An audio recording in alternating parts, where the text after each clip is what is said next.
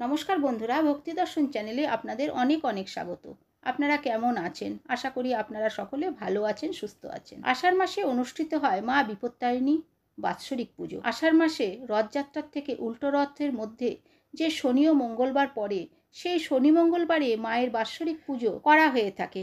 এছাড়া বহু ভক্তরা সারা বছর ধরে শনি মঙ্গলবারে মায়ের ব্রত রাখেন।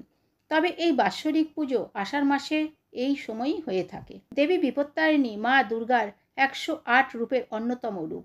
দেবীর পুজোয় মূলত মহিলারাই করে থাকেন, তবে বহু পুরুষ বিপত্তারিণী ব্রত উপলক্ষে উপবাস রাখেন।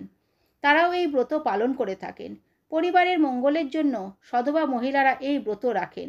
বিপত্তারিণী ব্রত করলে বলা হয় সংসারের বিপদ থাকে না। সংসারের সকল বিপদ থেকে মুক্তির আশায় মায়ের পুজো প্রত্যেক ঘরে ঘরে হয়ে থাকে। মা বিপত্তারিণী পুজোর একটি বিশেষ মাহাত্ম্য হলো, এই বিপত্তারিণী মায়ের পুজোয় সকল উপকরণই 13টি করে প্রয়োজন হয়। 13 রকমের ফুল, 13 রকমের ফল, 13টি গোটা ফল মাকে দিতে হবে, আবার 13টি ফল কেটেও দিতে হবে, 13টি পান, 13টি সুপুরি, 13টি লুচি, সকল কিছুই 13টি। এছাড়া মায়ের যে নৈবেদ্য থাকে সেখানেও কিন্তু 13 রকমের নৈবেদ্য মাকে দিতে হয়। আজকে যে বিষয়ে জানবো সেটি হলো বিপত্তারিণী পুজোতে মাকে কোন কোন ফুল দেওয়া হয়। 13টি ফুল ছাড়া বিপত্তারিণী পুজো অসম্পূর্ণ।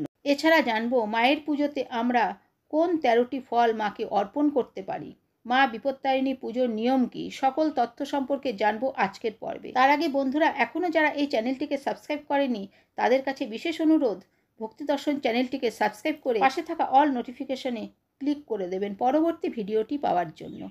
এবার আসছে মূল বিষয়। যে বাড়িতে মা বিপত্তারিণী ব্রত অনুষ্ঠিত হয় সেই বাড়িতে পুজোর আগের দিন নিরামিষ আহার গ্রহণ করা হয়ে থাকে।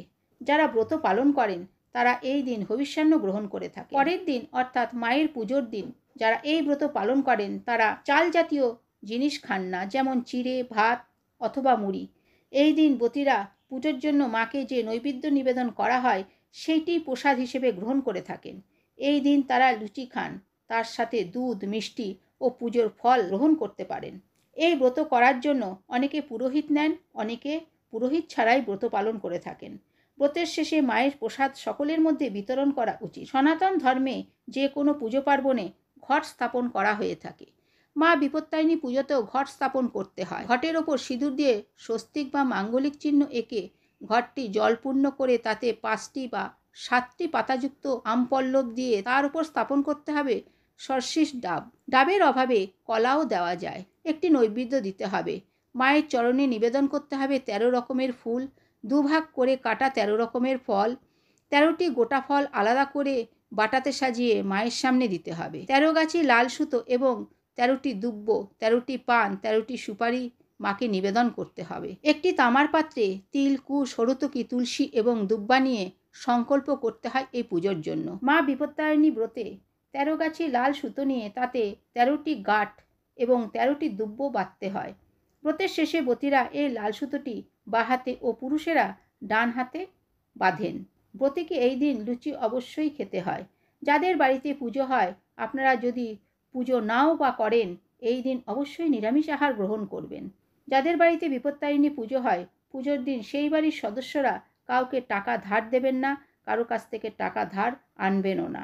মা বিপত্তারিণী দেবী দুর্গারই 108 রূপের অন্যতম। তাই মায়ের পুজোতে দেবী দুর্গার পছন্দের ফুলই মাকে নিবেদন করুন।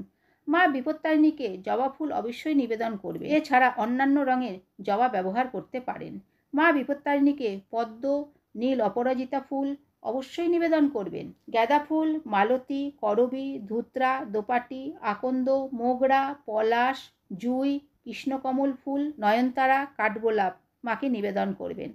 নবরাত্রির সময় দেবী দুর্গাকে কৃষ্ণকমল ফুল নিবেদন করা হয়ে থাকে। বন্ধুরা, এখন আমরা জানবো কি কি ফল নিবেদন করতে হবে। এই সময় যে সকল ফল পাওয়া যায়, যেমন আম, জাম, কাঁঠাল, লিচু, পেয়ারা, ডালিম, কলা, পাকা পেঁপে, জামরুল, মুসাম্বি, বাতাবি লেবু, আঙুর, শশা, খেজুর নিবেদন করতে পারেন। যারা ব্রাহ্মণ দিয়ে পুজো করাবেন তারা একটি পৈতে, ভুজ্জি ও দক্ষিণা ব্রাহ্মণকে দান করবেন।